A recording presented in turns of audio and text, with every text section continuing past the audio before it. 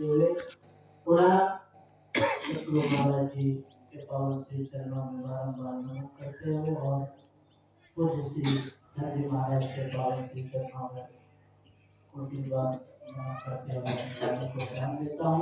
बोले प्रेम से श्री सतगुरु महाराज की 25 मिनट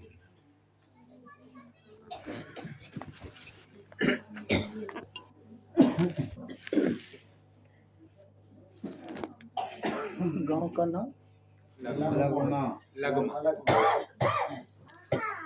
बंदो गुरु पद कंज कृपा सिंधु नरे रूप हरे महामोहतम पुंज जासु वचन रवि करे निकर।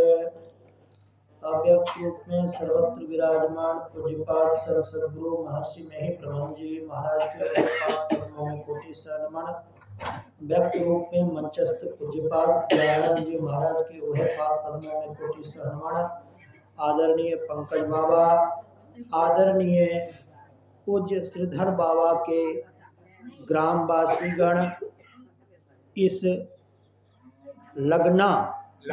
लगवा ग्राम में आकर मुझे अपार हर्ष हो रहा है कि आज हम लोग उस ग्राम में आने का सौभाग्य प्राप्त किए जहां गुरु महाराज के ही बराबर के एक संत उत्पन्न हुए थे। हम जो पाठ हुआ है उसकी व्याख्या तो रखेंगे ही रखेंगे और इस लगमा गांव के जो पूज्य बाबा थे उनके संदर्भ में जो मेरी अनुभूतियाँ कहती है वो भी मैं रखूँगा। जब संसेवी प्रबंध जी महाराज कुप्पा घाट में निवास किया करते थे तो हर बड़े कार्यक्रम में हम लोग जाया करते थे, अपार भीड़ हुआ करती थी। और वहाँ पर उस समय शायद मैं सन्यासी भी नहीं था और फुल पैंट शर्ट ही पहना करता था। 12 साल पहले मेरा संन्यास हुआ है पूज्य बाबा के द्वारा, 10 ईस्वी में, उसके पहले की ही बात हुई है। उस समय रात्रि विश्राम के लिए गृहस्थ होने के कारण मतलब कि सन्यासी ना होने के कारण कोई जगह तो उतना मिल नहीं पाता था, तो हमारा रात्रि शयन पूज्य श्रीधर बाबा की समाधि पर हुआ करता था। और उस समाधि पर रात्रि शयन के समय गर्मी के दिन में तो ज़्यादा कुछ ज़रूरत नहीं पड़ता है, तो समाधि के बाहर में मैं 2 पेड़ में लगा करके बाबा की लोहे वाली जाली में लगा करके मैं सो जाता था। और इतनी अपार यौगिक शक्तियाँ का वहाँ अनुभव होता था शयन काल में कि वो सब अब बोल के तो शक्तियाँ बताई नहीं जाती, वो तो अनुभव करने की चीज़ है। तो वैसी यौगिक शक्तियाँ मैं इनकी पूज्य बाबा के समाधि पर बैठकर प्राप्त किया था। ये सब चीज़ें धरती पर हर जगह नसीब नहीं है। हमें बहुत खुशी हो रही है कि आप सबों को ऐसा संत महापुरुष अपने गांव में मिल गया जो पूरे संत मत में गुरु महाराज के बराबर तक हुए थे। ऐसे महापुरुष हर जगह नहीं मिलते और उनके गांव में आकर मेरा हृदय पूरा गदगद हो गया। आज रामचरितमानस से मैंने ही कहा बाबा आज नवधा भक्ति पाठ होना चाहिए। सत्संग में हम लोग ईश्वर भक्ति का प्रचार करते हैं और ईश्वर भक्ति को बताने के लिए तुलसीदास बाबा का नवधा भक्ति एक बहुत बड़ा पाठ्यक्रम है। उसको हम लोग एज ए लेसन लेते हैं, उससे बहुत शिक्षा लेते हैं। तुलसी बाबा ने वन कांड या जंगल कांड या अरण्य कांड जो कहिए उसको, उसमें 9 प्रकार की भक्ति का वर्णन किया है। भगवान राम 10,000 राक्षसों का पहले संहार किए और उद्धार किए। संहार तो बहुत लोग करते हैं, क्रिमिनल लोग भी मारते हैं और फिर आईजी डीआईजी एसपी दरोगा ये भी संहार करते हैं, परंतु राम के संहार और इन सब के संहार में आप आसमान और जमीन का अंतर है। भगवान राम ने रावण का संहार किया परंतु वही स्वर्ग प्रदान किया जो दशरथ जी महाराज को स्वर्ग प्रदान किया। भगवान राम 10,000 राक्षसों का वध किए और वध करने के बाद सभी को स्वर्ग प्रदान किया। अंत में गंधर्व भगवान राम का उपदेश सुना और आकाश मार्ग से उड़ गया। और तदोपरांत भगवान राम और लक्ष्मण दोनों भ्राता मैया सबरी की कुटिया पर दर्शन देने के लिए गए। मैया सबरी दर्शन पाकर बहुत हर्षित हुई और हर्ष से खुशी के उसके आंसू बहने लगे और आंसू से दोनों का पांव भर गया। जो आंसू गिरे मैया सबरी के खुशी के आंसू, उससे दोनों भाइयों के पांव पखारे गए। तदोपरांत मैया सबरी ने जूठे जूठे बेर को भगवान राम को खिलाया और प्रसन्न किया। तदोपरांत मैया सबरी भगवान से पूछती है के ही विधिया स्तुति करऊं तुम्हारी, अधम जाति में जड़मती भारी। हे भगवान राम, मैं तो अधम जाति की बुद्धिहीन औरत हूँ, जड़मती, मेरी मति जड़ता को प्राप्त हो गई। मैं तुम्हारी स्तुति कैसे करूं, विधि बताओ। एक बुद्धिहीन व्यक्ति क्या जाने तुम जैसे अवतारों की भक्ति कैसे की जाती है। अधमत अधम अधम अति नारी, इन मह मह मति मंद भारी। नीच से नीच जाति की हूँ और सबसे नीच जाति होने के कारण बड़ी मंद बुद्धि वाली हूँ। अब बता, इस छोटी बुद्धि से तुम्हारी भक्ति मैं कैसे करूं। ये मैया सबरी भगवान राम से कहती है। तो भगवान राम कहते हैं, कह रघुपति सुन भामनी वाता, मानव एक भगति करे नाता। ये भक्त और भगवान का नाता बुद्धि से कोई लेना देना इसको नहीं है। बोला इससे मेरा मतलब नहीं है तुम जड़मती हो कि नीच जाति हो कि काली हो कि गोरी हो, इससे मेरा कोई लेना देना नहीं है। मेरा लेना देना तो इससे है कि तुमने भक्ति मेरी है कि मानहु एक भगति करना था। राम भगवान को अथवा गुरु को, आध्यात्मिक गुरु को आपके किसी चीज से कोई लेना देना नहीं है। गुरु और शिष्य का भक्त और भगवान का संबंध भक्ति और ज्ञान का होता है। इसके अतिरिक्त भक्त और भगवान का कोई संबंध बनता है नहीं। यही भगवान राम ने कहा, जाति पाति कुल धर्म बढ़ाई, धनवल परिजन गुरु चतुराई। फिर भगवान राम कहते हैं, कोई जाति से बड़ा बलवान हो, जाति में सबसे बड़ा ब्राह्मण माना गया है, ब्राह्मण, और कुल धर्म बड़े भाई भाई कुल का हो, धर्म भी उसका बड़ा हो। ऐसे पूरे विश्व में धर्म के रूप में भी हिंदू धर्म को ही माना जाता है। लेकिन कट्टर मुसलमान ये दावा करते हैं कि मैं बड़ा हूँ, ऐसा कहते हैं वो लोग। क्रिश्चियन लोग तो हिंदू धर्म को मानते हैं, लेकिन कुछ कट्टर जो क्रिश्चियन है, मांस खाने वाले, वो हिंदू धर्म को नहीं मानते, वो बाइबल की पंक्ति पर चलते हैं। धनबल परिजन गुण चतुराई, और किसी में बहुत पैसा कौड़ी हो, पैसा वाला व्यक्ति हो, गुणवान हो, चतुर हो, ये सब होने के बाद भी यदि कोई भक्तिहीन है तो वो कोई बादल है उसमें पानी नहीं है। कैसा, कौन बादल है? किसी काम का बादल हुआ?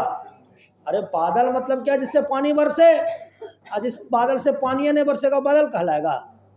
तो गुण है, रुपया है, पैसा है, जाति अच्छी है, सब कुछ है, परंतु भक्ति नहीं है तो सब बेकार है।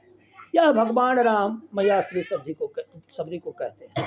उसके बाद 9 प्रकार की भक्ति, 9 फोल्ड डिवोशन सिखाते हैं। यह केवल कथा कह दिए सुनिए ये बात नहीं है, ये बहुत बड़ी बात है। जो धर्म के क्षेत्र में सन्यासी का जीवन जिएंगे उसके लिए बहुत बड़ी बात है।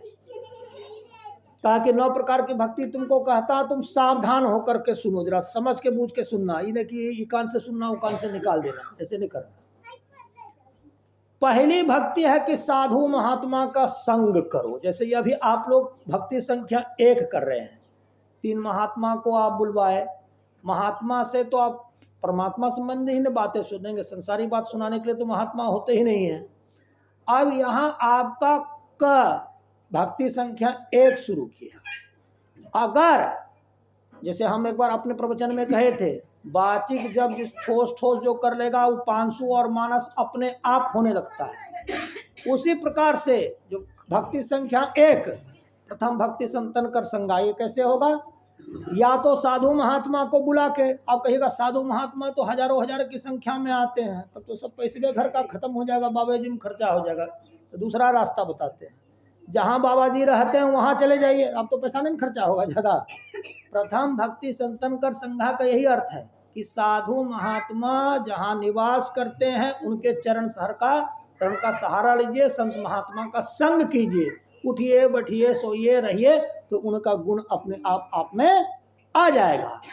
अगर भक्ति संख्या का आप नहीं कर रहे हैं, अररिया में एक महापुरुष थे, बीमार पड़ गए, वर्षों तक कुप्पा घाट में सेवा किए थे। हमने कहा कि देखिए उनको धन उनकी कोई कमी नहीं है, बेटा सब करोड़ रुपया ज़्यादा कमाता है, हमने आपको कोई चीज़ परमात्मा कमी नहीं दिया है। हम बोले कि आप 7 बरस तक वहाँ सेवा किए हैं, अभी आप वहाँ से हट गए इसलिए आपका शरीर खराब हुआ, अगर फिर परमानेंट रहिएगा ना, आपका शरीर जो है कि हमारा पूरा विश्वास है कि गुरु महाराज खराब नहीं होने देंगे। साहिब बाबा जब मनियारपुर चले गए थे तो वहाँ कहते थे हम जब कुप्पा घाट छोड़ के आए तभी से हम बीमार रहते हैं, हमको भी जीवन में कोई रोग नहीं है, हमको एक के रोग है कि कुप्पा घाट से दूर हो जाते हैं तो रोग संख्या को शुरू हो जाता है, फिर सड़ जाते हैं, रोग संख्या को गायब हो जाता है। हमको बस एक ही रोग होता है, कोई रोग नहीं होता, हमको कुप्पा घाट में पहुंचा दिया, सब रोग मेरा दूर हो जाएगा। ये भक्ति संख्या 1 है, प्रथम भक्ति संतन कर संगा। संतों महात्माओं का संग करने से जो अंदर में विकार इत्यादि के कारण उत्पन्न दुख दर्द होता है, उनके सानिध्य मात्र से इस राम उसका सब खत्म हो जाता है। उसके बाद आपका दुख दर्द सब खत्म हो गया, विकार रहित आप हो गए, अब मन शांत हो गया, परमात्मा की भक्ति अच्छा से। दूजी रति मम कथा प्रसंग, दूसरी भक्ति है, अब साधु महात्मा का जब संग कीजिएगा उसमें राजनीति का बात तो नहीं न होगा, समाज नीति का तो बात नहीं होगा, परिवार का तो बात नहीं हो, जब भी होगा तो परमात्मा संबंधी होगा, ध्यान संबंधी होगा, सत्संग संबंधी होगा, इसके अतिरिक्त और कुछ बात होती नहीं है। इसलिए जब पहले भक्ति संख्या 2 साधु महात्मा के साथ रहिए तो वहाँ बैठ करके जो है कि जो परमात्मा संबंधी कथा प्रसंग है उसमें प्रेम कीजिए, प्रीति कीजिए, नेहा कीजिए, मोहब्बत कीजिए। तीसरी भक्ति गुरुपद पंकज सेवा, तीसरी भक्ति अमान। तीसरी भक्ति है गुरु महाराज के पाँव में की सेवा करना। तीसरी भक्ति है कि मान प्रतिष्ठा का ख्याल नहीं करना, गुरु जी के घर हमको इज्जत मिलेगा कि नहीं मिलेगा। अरे गुरु जी के घर इज्जत क्या मिलेगा, गुरु जी के घर तो डांट फटकार भी लगता है, गुरु जी का घर तो पिता से गुरु पिता होते हैं, पिता डांट फटकार जैसे करते हैं वैसे ही लगेगा। मान अपमान की चिंता किए बिना गुरुपद की सेवा करना। चौथी भक्ति मम गुणगण कैरे कपट तजी ध्यान गान। और चौथी भक्ति है हमारे जो गुण हैं उसका कपट छोड़कर गान करना। जैसे राम भगवान का अभी जहाँ हम लोग ठहरे हैं वहाँ भगवान राम का रामचरितमानस पढ़ाया जा रहा है। इतना आनंद हमको आ रहा था सुन करके, सस्वर पाठ, लगता था कि एक संसार में एक नया स्वर्ग हमारे शरीर में जुड़ रहा है। हम भी पहले जब गायक हुआ करते थे तो हम 3 संत के जीवनी भजन गाते थे, स्वामी तुलसीदास जी महाराज, कबीरदास जी महाराज और सूरदास जी महाराज। इतने अच्छे अनुभव थे, इतने अच्छे अनुभव थे, आपको कह नहीं सकते थे। लगता था कि एक नव निर्मित स्वर्ग हमारे शरीर को चारों ओर घेरा हुआ है, इतना सुखद अनुभव था वो। परंतु ध्यान के अनुभव उससे भी बहुत बड़े हुआ करते हैं। आगे कहा मंत्र जाप मम दृढ़ विश्वासा पंचम भदन सुभेद प्रकाश। यह दृढ़ विश्वास से मेरे मंत्र का जो जप करता रहता है, जो आपको मंत्र दिया गया है वही तो 5वीं भक्ति वेद में प्रसिद्ध है। जो मंत्र आपको गुरु महाराज के द्वारा दीक्षा के समय में दिए गए हैं, अगर आप रामानंदी हैं तो रामानंद संप्रदाय में जो मंत्र दिए गए हैं वही 5वीं भक्ति है ना। चाहे आप कबीर पंथी हैं तो कबीर पंथ में जो आपको मंत्र दिया गया है, ये सबके सब पंथ एक से एक पंथ है, कोई कम नहीं है, एक से एक हैं सभी लोग। हम सभी संप्रदाय के साथ बैठते हैं, सबके अनुभव अलग अलग और अच्छे अच्छे होते हैं। तो जो मंत्र दिया गया है ये नहीं कि ये तो मंत्र जब कुछ हो ही न रहा है, बरसों से चिल्ला रहे हैं गुरु महाराज ये नहीं रहे। अरे आएंगे, वो परीक्षा लेकर के आते हैं, इतना जल्दी नहीं आते हैं। छठदम शील विरति बहुत कर्मा निरंतर सज्जन धर्मा। इंद्रियों को रोकने वाला स्वभाव बनाना। इंद्रियां जो है ये 14 इंद्रियां हैं, 5 ज्ञान की, 5 कर्म की और 4 अंतःकरण की। ये सब अपना बाहर ये दौड़ते रहती है। 5 ज्ञान की इंद्रियां रूप रस गंध स्पर्श और शब्द, इसमें फंसी रहती है बाहर में जाकर के। कर्म की इंद्रियां ये जो हाथ पैर मुख गुदा लिंग से जो काम करते हैं, ये बाहर संसार में इस सबसे परमात्मा नहीं जाना जा सकता। और 4 अंतःकरण की इंद्रियां मन बुद्धि चित्त अहंकार, इस सब से भी परमात्मा नहीं जाना सकता। तो सब इस इंद्रियों को रोक डालिए, इसके चक्कर में न फंसिए। ये इंद्रिय व्यापार हमेशा दुख देता है। छठदम शील विरति बहुत कर्मा, और बहुत प्रकार के जो कर्म है वो सबसे निषेधात्मक कर्म क्या है? झूठ चोरी नशा हिंसा व्यभिचार, इसको नहीं करना चाहिए, इस सबको रोक देना चाहिए। और हमेशा सज्जन के धर्म में लगे रहना चाहिए। ये भक्ति हुई। आगे का है सब सातवां सब मोही में जग देखा, मोते अधिक संत करे लेखा। 7वीं भक्ति है कि जैसा मैं मतलब भगवान राम, जैसा राम भगवान है हर शरीर में हर घट में राम का दर्शन कीजिए। कैसे होगा? अरे जो अपने घट में राम नहीं देख सकेगा, आपके घट में राम देख सकेगा?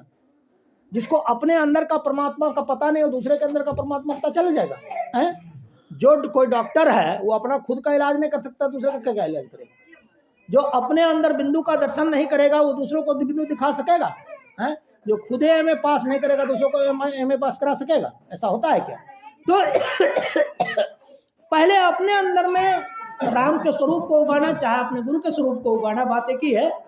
और तब हर घाट में वही राम अथवा गुरु का दर्शन करना। वस्तुतः जब आप अपने अंदर में राम का दर्शन करेंगे या प्रभु का दर्शन करेंगे तो हर घाट में आपको दर्शन होने लगा, वही चीज है ना। नहीं तो ये देवी साहब लिखते हैं, हमारे मालिक सबके माही, हमारे मालिक सबके माही, सब में है और सब ते न्यारा। सब में है, हमारा जो मालिक है परमात्मा सब में है, सबते न्यारा भी है। ऐसा तुलसी और हमको समय इंकित कर दीजिएगा वो। और फिर आगे कहा हर घट में भगवान राम का दर्शन तो करना, परंतु हमको भी परमात्मा मानना, परंतु मुझसे बड़ा संत को देखना। संत को बड़ा कहा गया, इसीलिए संत मत में जो संतों का संप्रदाय है वह अन्य जो है अवतारों का मत है उससे बड़ा माना जाता है संत मत। इसी पंक्ति के आधार पर उसके लिए तर्क इसी पंक्ति से हम लोग देते हैं। फिर आगे कहा 8वीं भक्ति है कि जितना आपको प्रॉफिट हो, लाभ हो कोई धंधे में या बिजनेस में, उसमें उसी में संतोष रखना। परंतु ध्यान के मामले में संतोष नहीं रखा जाता कि अच्छा हमको थोड़ा सा ध्यान हो रहा है तो चलो संतोष कर लेते, थोड़ा नहीं है तो ध्यान में एकदम पूरा कमाइए, उस सब में कंगाली नहीं कीजिएगा। संसार के वस्तु के संदर्भ में कहा गया है ध्यान में संतोष नहीं किया जाता, एकदम पूरा एकदम निर्वाण तक कमा लीजिए बैठ करके, उससे कम में संतोष नहीं कीजिएगा, है ना।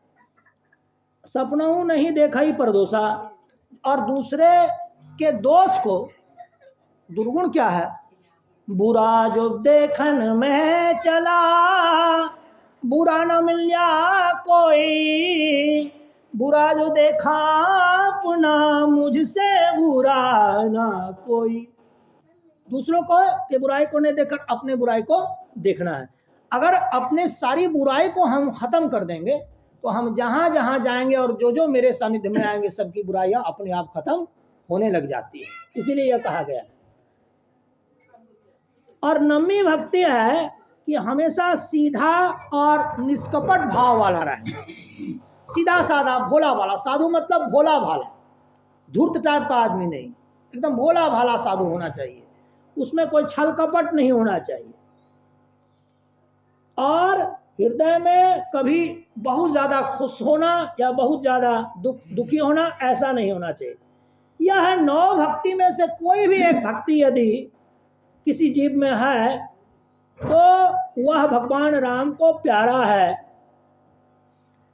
और कहा मैया सबरी को, हे सबरी तुम में तो एक क्या 9 प्रकार की भक्ति पूरी की पूरी है। योगियों को जो गति बहुत कठिन परिश्रम करने पर भी नहीं मिलती है, वह गति मैया सबरी को भगवान राम के दर्शन से मिल गया। मेरे दर्शन का फल यह है, भगवान राम कहते हैं सबरी मैया को, कि जीव अपने निज स्वरूप को, जीव अपने सहज स्वरूप, निज स्वरूप को, परम जो अनुपा स्वरूप है, अनुपम जो अच्छा स्वरूप है जीव का, जो अपना जो निज स्वरूप है, आत्मरूप है, उसको मेरे दर्शन से प्राप्त कर लेता है। इसको कैसे? बाबा कबीर ने इसी भाग को कहा कि दर्शन की जय साधिका दिन में कई एक बार। साधु का दर्शन दिन में कई बार करना चाहिए। और ऐसा करने से क्या होता है? साधु के दर्शन करने से, अगर सुबह में हमने कुछ पाप कर लिया, विकार कर आ गया मन में, और उसके बाद साधु का दर्शन करेंगे तो साधु बाबा की योग की शक्ति से वो विकार खत्म हो जाएगा और उसके पाप हमको नहीं लगेंगे, यह कहा। उसके बाद मैया सबरी जो है कि भगवान राम का दर्शन करती है, उनके स्वरूप को देखती है, पांव का दर्शन करती है, योगाग्नि में शरीर का परित्याग करते हुए उस परम धाम में चली जाती है जहां से कोई वापस नहीं आ पाता है। ये बात उदाहरण के तौर पर भगवान राम ने कहा, यहाँ भगवान राम ने उदाहरण के तौर पर कहा। यदि ऐसा हम लोग भी करेंगे तो हम लोगों को भी होगा। मैया सबरी को ऐसा हुआ था। हम सत्संग योग चारों भाग में पढ़ रहे थे बिंदु भेदन। तो बिंदु भेदन जो जीव नहीं कर पाता है, तो ये बिंदु के इस तरफ है, इस तरफ का रास्ता सब दुख वाला है। तो जेल वाला व्यक्ति बाहर के संसार के सुखों को क्या जानेगा? जो बिंदु से नीचे इधर है, देश काल छिन्न वस्तु की उपासना जो कर रहा है, वो तो अभी जब तक बिंदु भेदन किए नहीं है तो ब्रह्म के सही उपासक हम हैं ना आप हैं, ना हम हैं उपासक ना आप हैं। तो जब आप उपासना सही करेंगे नहीं तो उपासना का जो सुख होगा वो कैसे मिलेगा? गुरु महाराज को अगर उपासना में सुख नहीं मिला होता तो इतना बड़ा धर्म ऐसे चल जाता। 40 लाख लोग जो उसके अनुयायी हो गए कि सबके सब मूर्ख थे क्या? इसलिए अनुयायी हो गए कि गुरु महाराज ने उस परम तत्व को प्राप्त किया, और प्राप्त करने के बाद बड़ी मुस्तैदी से कहा कि बिंदु राह पर चलो। बहुत सारे एक साधु हमको कहते हैं कि पहले शब्द चल रहे थे, अब बंद हो गए। तो शब्द का खुल जाना क्या बच्चे का खेल है क्या? शब्द क्या हलवा पूड़ी है, बाजार से खरीद के ले आया, शब्द मिल गया? ऐसा थोड़ी होता है। बहुत दिनों तक बहुत परिश्रम करना पड़ता है, नाक रगड़ने पड़ते हैं, सब शब्द मिलता है, बिंदु मिलते हैं। आगे जो आज का विषय है भक्ति, भक्ति पर पाठ भी हुआ है। अपनी भगतिया सतगुरु साहब मोहे कृपा करी देहु हो, जुगन जुगन भव भटकत बीते, अब भव बाहर नेहु। अपनी भगतिया, अब अपनी भगतिया, भक्ति में थोड़ा सा आपको बाचिक जब दे देंगे चल जाएगा काम। आपको हम बोले कि हमको कनाडा जाना है, रुपया दीजिए, तो वो 1100 विदाई तो दिए हैं। अरे कनाडा जाने में 1100 से कम नहीं होता है, वहाँ पूरा 20 लाख खर्चा होता है जाने में। तो यहाँ अपनी भगतिया सदगुरु साहब मोहे कृपा कर दीजिए रे, कहने का मतलब अपनी जो सार भक्ति आप किए हैं, सार शब्द, वहां तक पूरा मालामाल कर दीजिए। कम बेसी नहीं, 1100 टका नहीं चलेगा, बाचिक जब से नहीं होगा। गुरु महाराज अपने गुरु महाराज से कहते हैं, अपने भगतिया सदगुरु साहब मोहे कृपा कर देने जो जुगन जुगन भव भटकर। त्रेता, कलयुग, द्वापर, सतयुग, सब युगों में हम लोग थे और अभी भी हैं। मान्य युगों में थे, कभी कीड़े होंगे, कभी मकोड़े होंगे, कभी गधे होंगे, कुछ भी होंगे। आजकल मनुष्य है, तो मनुष्य हैया है तो कौन परमात्मा को प्राप्त कर लिया? नहीं ना प्राप्त किए। तो हम युगों युगों से भक्ति के बिना भटक रहे थे, इसलिए गुरु महाराज से प्रार्थना किया जाता। बाबा हमको समय बता दीजिएगा। पशु पक्षी कृमि आदि के योनिन में भरमऊ बहुबार हो। हम लोग 84 लाख योनियां हैं, कभी हम पशु बने, कभी पक्षी बने, कभी कृमि बने, और ऐसे बहुत सारी योनियों में हम भटकते रहे। इस बार आपने बहुत कृपा करके यह मनुष्य का शरीर हम लोग को प्रदान किया है। अब जब मनुष्य शरीर में आ गए, इसमें 10वें द्वार भी है। हम भक्ति करने को भी तैयार हैं, जो पापड़ बेलने की बेलेंगे, लेकिन इस बार मेरा उबार कर दीजिए। हमारा कम से कम बिंदु भेदन और सार शब्द का ग्रहण करवा दीजिए। इतना करवा दीजिएगा तब बेड़ा पार हो जाएगा, वरना फिर वही 84 का चक्कर।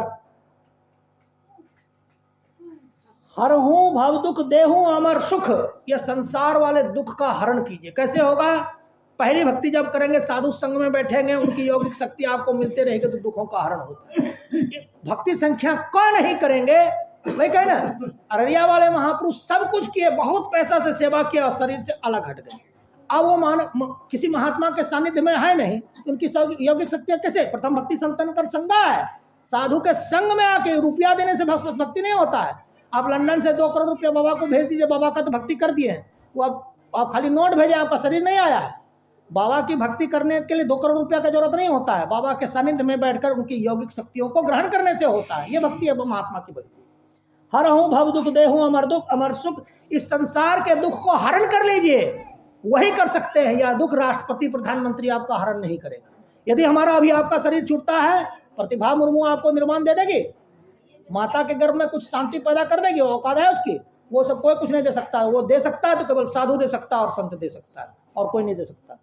देहूं अमर सुख, सुख भी कई होते हैं। एक सुख जो कुछ दिन में मर जाता है, रुपया पैसा का सुख, संसारी पद प्रतिष्ठे का सुख, ये सब अमर सुख नहीं है, ये कुछ काल के सुख हैं। वैसा सुख जो कभी मरे ना, वह है निज प्रभु की प्राप्ति, अपने निज स्वरूप की प्राप्ति, परमात्मा पद की प्राप्ति। वही सुख के बारे में कहा गया है। जो तुम चाहो होए सोई सब कुछ तुम्हारे हाथ हो। हे परमात्मा, हे प्रभु, वही होगा जो आप चाहेंगे। क्यों? कि सबका कंट्रोलर कौन है, नियंत्रक कौन है? नियंता कौन है? पूरे सृष्टि का नियंता परमात्मा होते हैं। चाहे सदगुरु, और सदगुरु तो परमात्मा के रूप होते हैं ना, रिप्रेजेंटेटिव, उनके प्रतिनिधि होते हैं। धरती पर परमात्मा व्यक्त रूप में अगर कुछ है तो वो सदगुरु, साधु और संत के बीच में ही होता है। करहूं अनुग्रह प्रीतम साहब, तुम वंशक में वंश हो, तुम अंशक में अंश हो। वो प्रीतम साहब, आप हम पर अनुग्रह कीजिए, कृपा कीजिए, मर्सी कीजिए, पीटी कीजिए। आप के ही अंश हम हैं, पार्ट है, इंग्रेडिएंट है, एक घटक है, और आप पूर्ण है, उसी पूर्ण के हम लोग भी एक अंश हैं। इसलिए पूर्ण अपने अंश पर कृपा करें। तुम सूरज में किरण तुम्हारी, आप सूरज हैं और हम आपके प्रकाश हैं। इस दोनों को बिलगाइए नहीं, दोनों को जोड़कर रखिए। बाबा के निर्देशानुसार समय पूरा होता है। पूज्य बाबा के मुखारबिंद से हम लोग सुनेंगे। बाबा की वाणी बहुत अनुभवात्मक होती है, उनके अनुभव वाणी का ख्याल करेंगे, हम लोग श्रवण करेंगे। बोलिए प्रेम से श्री सद्गुरु महाराज की, श्री सद्गुरु महाराज की, श्री सद्गुरु महाराज की। पूज्य बाबा से आप श्रवण करें।